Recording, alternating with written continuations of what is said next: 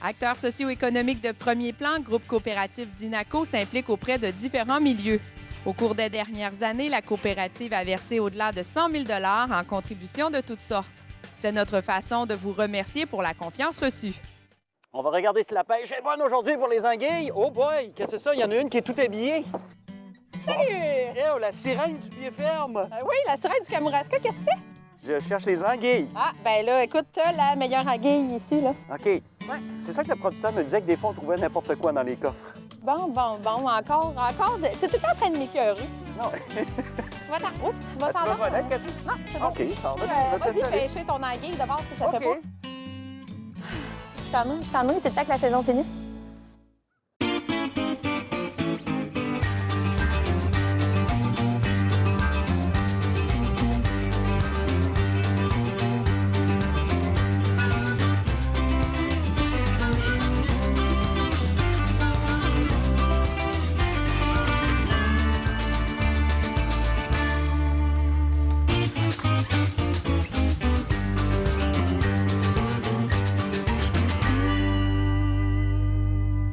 Bonjour tout le monde et bienvenue au Pied Ferme, et mais plutôt peut-être le pied marin cette semaine parce qu'on parle d'anguilles. Sur le bord du fleuve, nous allons rencontrer le producteur, M. Simon Beaulieu, et aussi le biologiste, M. Guy Véraud, de Ressources naturelles. Alors, préparez vos bottes. Et on s'en va à la cage. La cage, bonne émission!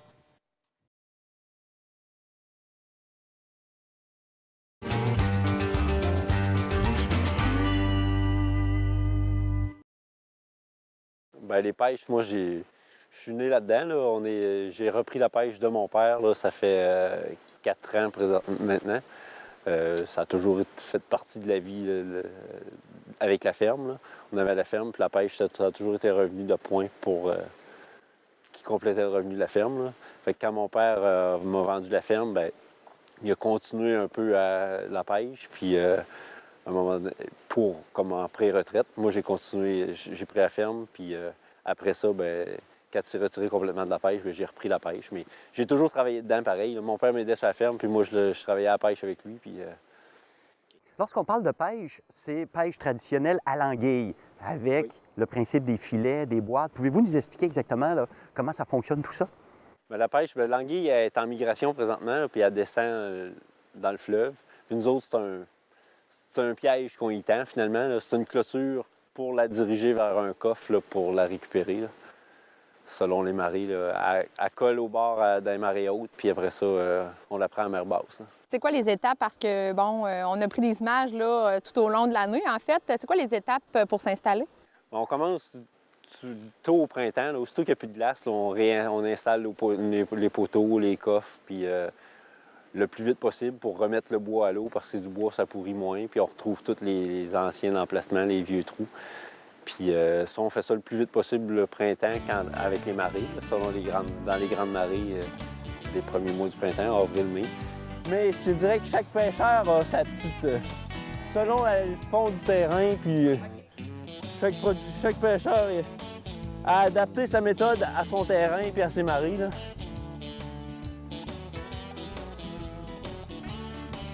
Ici, le fond est solide, on est sur la roche partout, mais on est dans beaucoup d'eau, on est complètement avancé dans le fleuve, plus que des pêches qui sont dans des anses, fait que ça prend des principes différents un petit peu.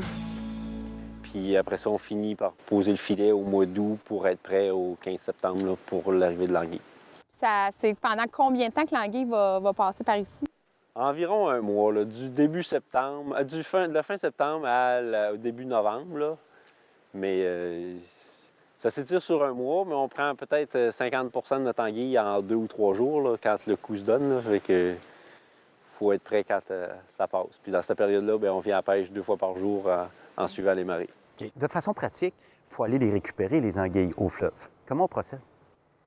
On descend, on suit les marées, puis on vient en tracteur à mer basse, puis on ouvre les coffres, puis on récupère l'anguille qu'il y a dedans, là, selon les marées. Il y a des grandes mers où on voit toutes les cages, on voit tous les coffres, d'autres marées qu'on en voit juste un ou deux, selon la marée. Là. Puis il ne doit pas juste avoir des anguilles dans vos cas? Il n'y a pas beaucoup d'autres choses ici. Ah oui? OK. Non, c'est le piège est fait vraiment pour l'anguille. Là. On récupère quelques petits autres poissons, là. Des fois, un éperlant ou deux, du poulamon, du bar rayé, des fois, là, parce qu'il commence à en avoir de plus en plus. Là. Mais pas beaucoup d'autres espèces. Là. Comme il y a des pêcheurs qui plantent des piquets complètement droits comme ça, puis ça va très bien. Moi, les miens, ils sont plantés croisés pour être encore plus résistants. Puis habituellement, quand vous installez vos coffres, vos filets, vous avez combien de temps avec la marée basse pour le faire? C'est bien variable, mais on essaye de venir toujours dans les marées les plus basses parce que dans la dernière cage du bout, là, je travaille à peu près 1 heure à sec, puis c'est tout. Puis il faut se retourner parce que la mer monte. Là. Lorsqu'on parle de dernière cage du bout, si on regarde votre pêche ici, on est à quelle distance exactement là, du bord du fleuve? Elle a 600 pieds en tout. 600 pieds, OK. Puis on se trouve à avoir 4 coffres? 5 coffres. Vous avez une pêche, mais c'est pas n'importe qui aujourd'hui qui peut avoir une pêche à l'anguille. Non, il n'y a plus personne. Ils ne se donnent plus de nouveaux permis. C'est des permis existants, qui existent, puis on ne peut pas en avoir d'autres. Pourquoi? Il s'en est même pas d'autres. Pourquoi? Pour maintenir la ressource, protéger la ressource, le nombre de permis a été diminué, puis Parce que le nombre d'anguilles a aussi diminué? le nombre d'anguilles avait diminué, puis on espère qu'elle remonte, fait qu'on travaille pour... Même l'été, il y a beaucoup de monde ici sur la plage. Ah ouais. Puis tu laisses le coffre fermé, là, même s'il n'y a pas de filet, rien. Là. Le monde vient de Le voir. monde pense qu'il y a de quoi dedans, puis il essaye de l'ouvrir, puis il gosse. Pour vrai?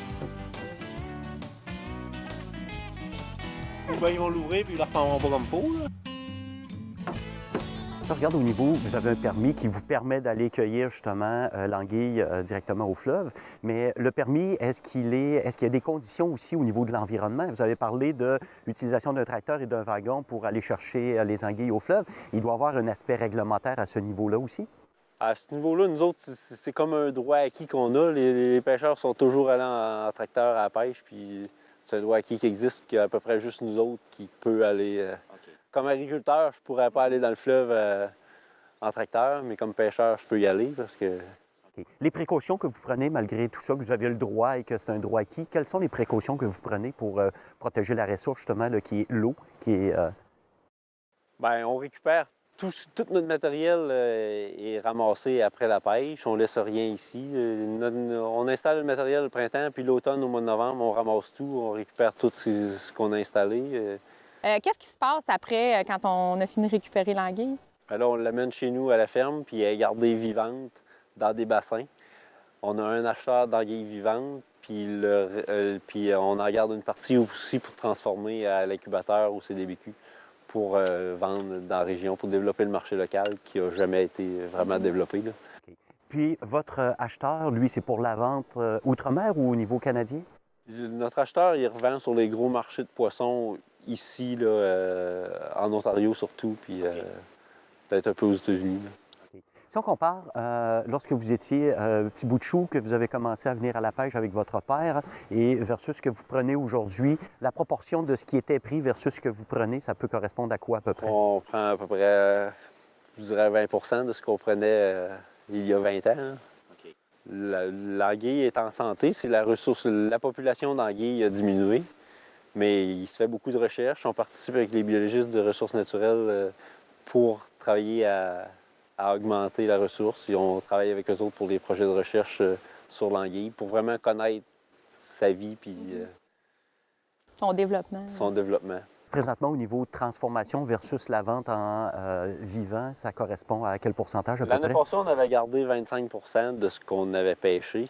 Cette année, on va viser plus que ça, là, selon les captures qu'on a. Là, au-dessus de 50 certains. Là, La question qui tue, une pêche comme vous avez ici au Québec, aux règles générales, on peut s'attendre à un revenu d'appoint de combien de milliers de dollars par année pour une pêche? C'est minime. Je vous dirais, juste vendre l'anguille sans aucune transformation vivante, là, autour de entre 5 et 15 000 selon les saisons. On ne peut pas vivre la pêche à l'anguille.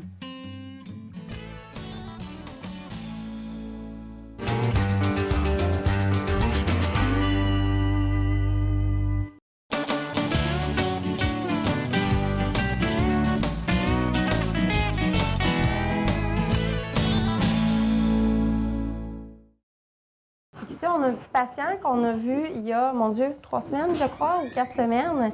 Il est arrivé un petit accident. Hein? C'est un petit chien qui, malheureusement, vous voyez sa grandeur, hein? Il s'est fait piler sur un pied par un gentil monsieur, mais qui est un petit peu trop pesant pour sa patte. Donc, ce qui est arrivé, c'est qu'il s'est fait fracturer les os du pied. Donc, on vous montrera les radios tout à l'heure. Ce qui est arrivé, donc, il y a les 4 os du pied. Donc, c'est l'équivalent là, des os sur le dessus du pied, les 4 qui ont été fracturés. Il avait besoin d'une chirurgie orthopédique. Donc, une chirurgie qui est faite par des chirurgiens à Québec. Ça peut être fait ailleurs aussi. Il y a eu des tiges qui ont été posées dans chaque petit os de son pied. Puis là, on est rendu à l'étape de l'attelle. Donc, il y a eu les tiges, il y a eu un premier bandage. Le bandage doit être changé 1 fois par semaine. Donc là, il vient pour son examen, pour le changement de bandage. Donc, on va essayer de le faire là, sans lui donner de petits calmants. Il avait été fait la dernière fois. Là, c'est sûr que, hein, mon bonhomme, il y a plein de monde. On va dégager ça. La dernière fois qu'il est venu, les poings ont été enlevés. Et finalement, ça, c'est sa petite patte. Elle a été rasée, c'est bien sûr pour la chirurgie, parce qu'il faut que ça soit complètement stérile. Fait qu'on regarde, il y avait des petites plaies. Toi, tu l'as vu la dernière fois au niveau des plaies? Comment tu trouves ça? C'est pas mal moins rouge parce que c'était tout gros croûté. Il avait mis du sulfa là-dessus. Là. Non.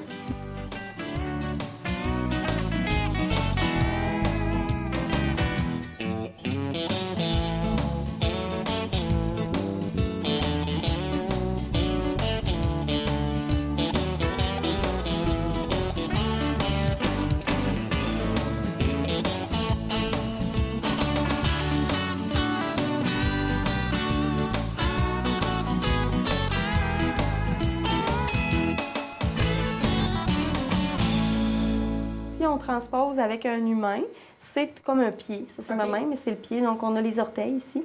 On a les os du dessus du pied et on a la cheville qui est ici. Il y a eu une fracture des 4 os des métatarses, là, en fait, c'est les os du pied. Okay. Donc, c'est un des très petits os que les fractures étaient...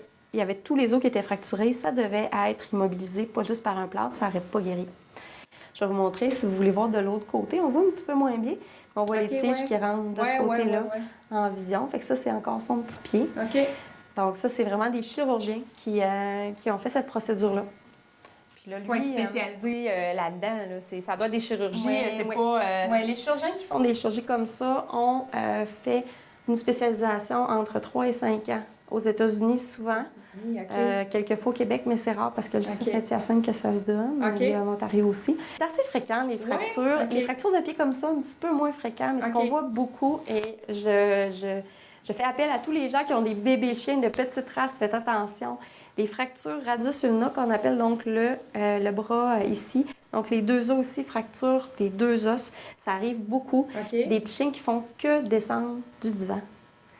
Sautent très fort, se cassent les 2 os. Parce qu'ils sont déjà plus fragiles. Ils sont fragiles, ils sont tout petits, ils sont en croissance. Dans le radius, c'est l'ulna qui sont là. Donc, l'ulna qui est un petit peu plus mince, mais qui fait la pointe du coude. Et on voit qu'ici, à la hauteur, juste un petit peu en haut du poignet, on a une fracture des 2 os. Et c'est très évident. Oui, c'est assez évident, effectivement. Sur celle-là, on le voit un petit peu moins parce qu'une radio, c'est une vision de 2 dimensions, hein, en noir et blanc. Donc, ce qu'on voit, c'est un angle comme ça. Je vous montre ma main comme ça. Vous allez voir un chevauchement comme ça. Vous ne verrez pas la fracture comme on la voit sur le côté. Ouais. C'est pour ça qu'il est toujours important de prendre 2 vues. Puis ici, on voit, ça, c'est la radio la moins impressionnante, mais cette petite chienne-là a reçu plaque et vis au niveau de ses os. Donc ici, on voit la plaque de face. Donc, il y avait vraiment la plaque comme ça. On voit un petit peu les têtes de vis. C'est beau, je peux changer? Je vais vous montrer la photo la plus spectaculaire, selon moi, c'est vraiment quand on la voit de côté. Ben oui. Donc, on voit ici la réduction avec la plaque et les vis qui vont aller visser autant cet os-là que l'os dessous. Et on voit que la fracture est réparée, là, vraiment. Ben oui. La position, elle est parfaite. Cette plaque-là avec les vis, est-ce que ça va rester là tout le temps? Donc, pour s'assurer que... Elle ne passerait pas à l'aéroport, elle. Non, c'est ça, elle sonnerait. Hein? Oui. Fait que c'est réparé et ce chien-là va pouvoir... Ce chien-là, dès 2 semaines après, c'est sûr qu'on les met au repos. Hein? Mais après 3 semaines, le chien se porte très bien sur sa patte. C'est comme si de rien n'était? Oui, ça va très bien. La seule chose qui va être à vérifier avec elle, c'est que comme il y a très peu de peau sur une petite patte de chien comme ça, l'hiver, la plaque va avoir tendance à geler. Oh non. Fait qu'il faut faire attention de mettre oui, ou un petit gilet manche longue. OK. Pour éviter que ça refroidisse trop. Ben. On voit que le travail a été très bien fait. Les vis sont pratiquement égales entre chaque vis. C'est quasiment le même. Oui, puis les seules raisons pour lesquelles il y a un angle, en fait, c'est qu'ici, il ne pouvait pas le mettre à angle droit, puis la fracture est ici. Ouais. Puis ici, c'est plus long parce que là, c'est plus épais, donc il fallait qu'il aille chercher Ben jusque-là. Hey. C'est très, très, très précis. Ouais. C'est des artistes à voir à l'œuvre. Sûrement, hein? Ah oui, vraiment. Ils sont impressionnants.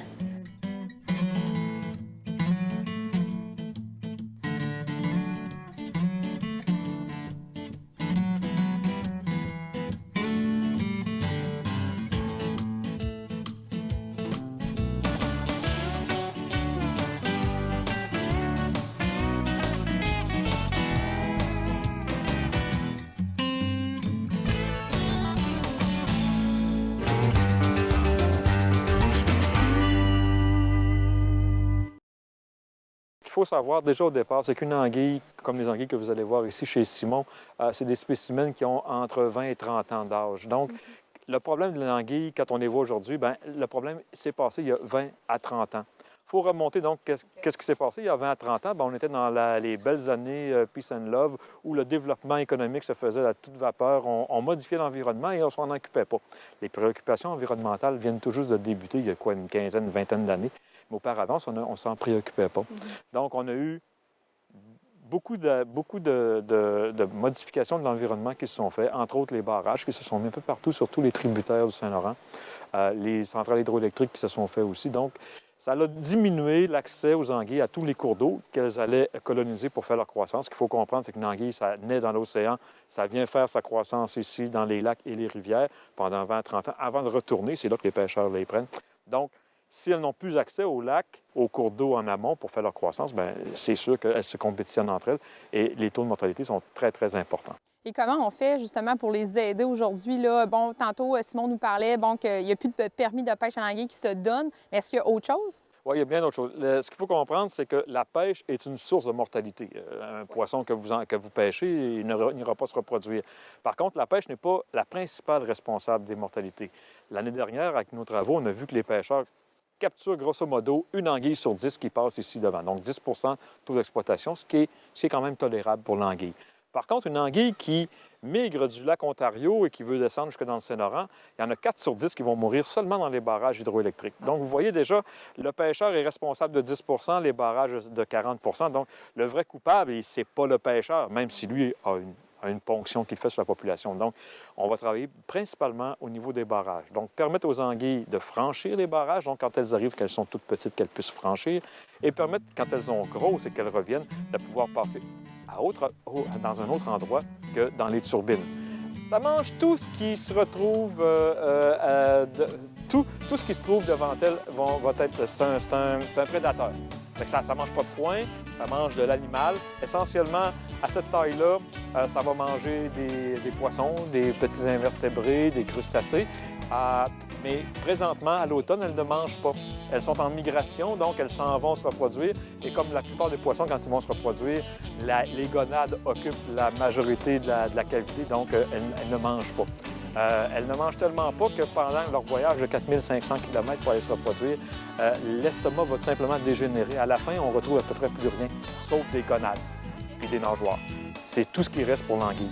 Est-ce que vous accompagnez également les pêcheurs d'anguilles? Oui, on les accompagne régulièrement. Présentement, on a des projets de recherche qu'on collabore. Vous allez peut-être voir tantôt, on a des anguilles qu'on leur insère des puces électroniques à l'intérieur. Ça ne se voit pas. Donc, les pêcheurs ont tous des détecteurs de balises, un peu comme on peut retrouver dans les oreilles d'une vache ou encore sur un chien ou un chat quand on va chez le vétérinaire. C'est la même technique. Donc, nous, il y a des anguilles qui sont présentement en passage ici, qui, avec nos travaux, nous permettent d'estimer quel est le nombre d'anguilles, quel est le nombre d'anguilles qui sont pris par les pêcheurs, le taux d'exploitation et tout. Donc, ça nous renseigne vraiment sur l'état de la situation et ça, c'est important pour nous. Les marques que l'on met, on les met juste au-dessus des deux nageoires que vous voyez là. Au-dessus, c'est ça. Ouais, comme on un les piercing, c'est ça? C'est à peu près comme un tatouage, je dirais. Okay. Puis la puce électronique est à l'intérieur. Et vous voyez que l'anguille, c'est un poisson, bon, c'est assez... c'est un beau poisson, c'est un poisson, et non pas un reptile. Et ça a une seule nageoire qui va faire le tour complètement du poisson ici, et deux petites nageoires en avant qui servent tout simplement à garder le niveau. Contrairement à la croyance, ce n'est pas des anguilles électriques, donc on peut les tenir sans s'en vendre. Ça n'a pas de dents, ça ne mord pas, donc il n'y a pas de problème aussi, tu peux la prendre. Tiens, je te la donne. Et voilà, c'est ça. Et voilà, regarde, t'es beaucoup mieux, regarde, ça va très bien maintenant. Yeah. Monsieur Véraud, est-ce possible de savoir la différence entre un mâle et une femelle et qu'est-ce que je tiens dans mes mains présentement? Tu tiens une belle grosse américaine, donc une belle grosse femelle, parce que les mâles ne dépassent jamais 45 cm. Donc, juste une question de taille. Un peu comme les oiseaux de proie, les femelles, c'est les plus gros. C'est la même chose pour l'anguille. Mais l'anguille est probablement le poisson le plus mystérieux qu'on en a encore. On ne connaît pas vraiment grand-chose. On sait où ça se reproduit à peu près. On dit que c'est la mer des Sargasses. La mer des Sargasses, c'est au sud des Bermudes, au nord de Porto Rico. C'est l'équivalent de la superficie du Québec. Fait que dire que l'anguille se reproduit dans la mer des Sargasses, c'est bien, mais on ne sait pas où exactement.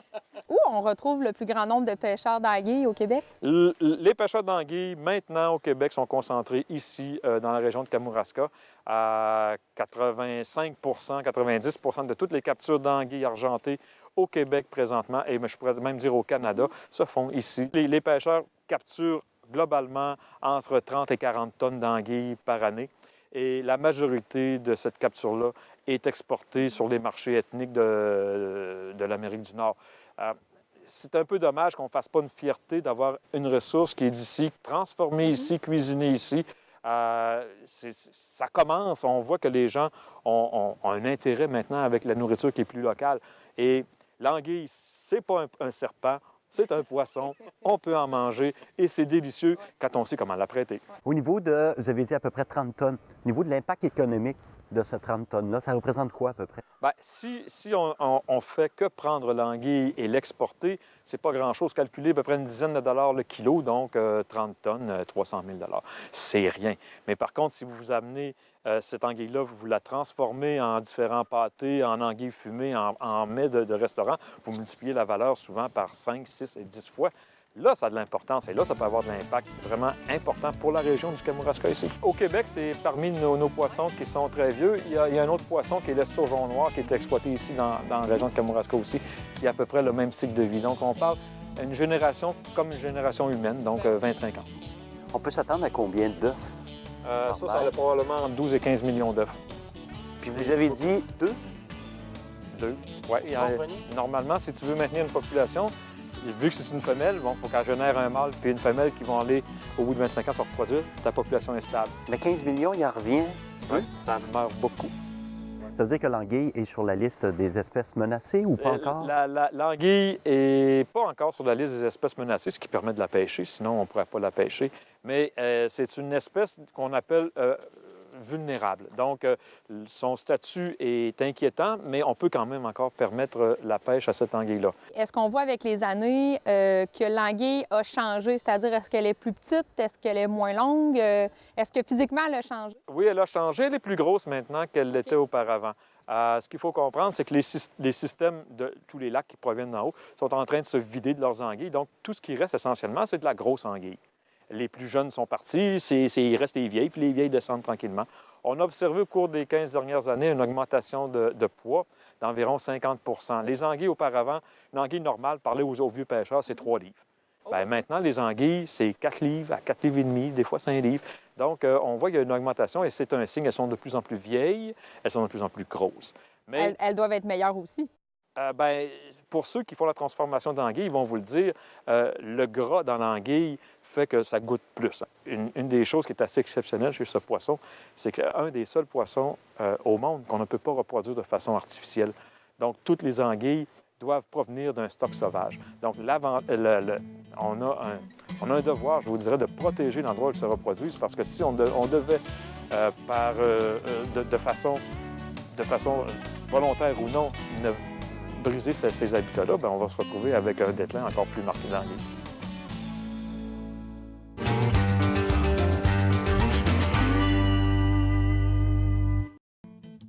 L'anguille d'Amérique est une espèce répandue dans les estuaires, les ruisseaux, les rivières, les étangs et les lacs. C'est un poisson catadrome, c'est-à-dire qu'il vit en eau douce, mais retourne vers la mer pour se reproduire. Elle affectionne particulièrement les substrats vaseux, rocheux et sableux, mais également les cachettes naturelles des troncs d'arbres et de la végétation submergée.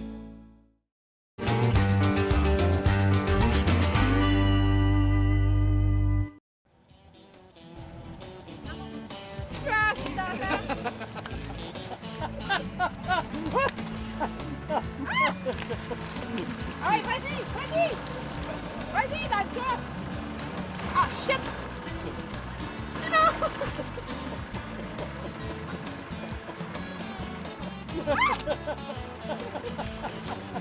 Faut pas qu'elle aille au plat, Attends! Elle est là, elle niaise.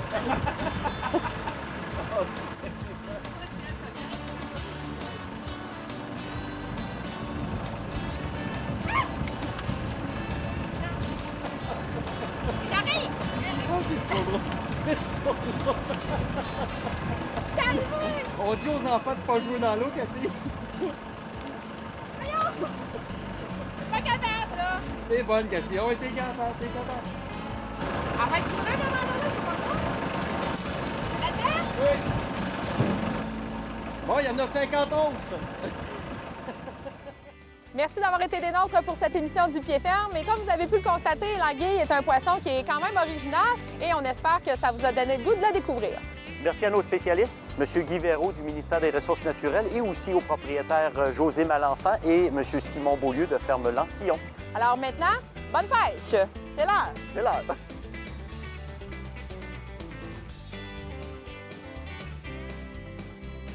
Cette semaine, oui, je vous dis bienvenue au Pied Ferme, mais c'est peut-être plutôt le pied marin, car cette semaine, on parle d'anguille.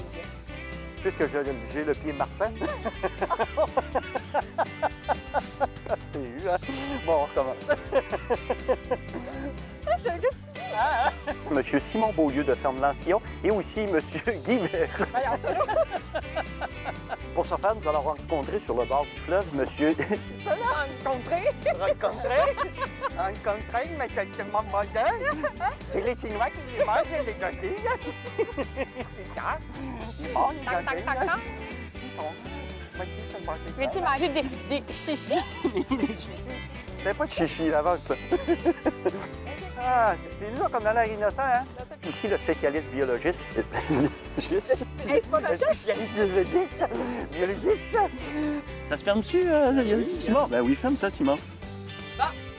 Là, on fait-tu notre trip? Hey, on s'en va manger des bousingas. Une sirène! Sirène! Tu m'as tiré les cheveux, j'ai l'air d'une sirène.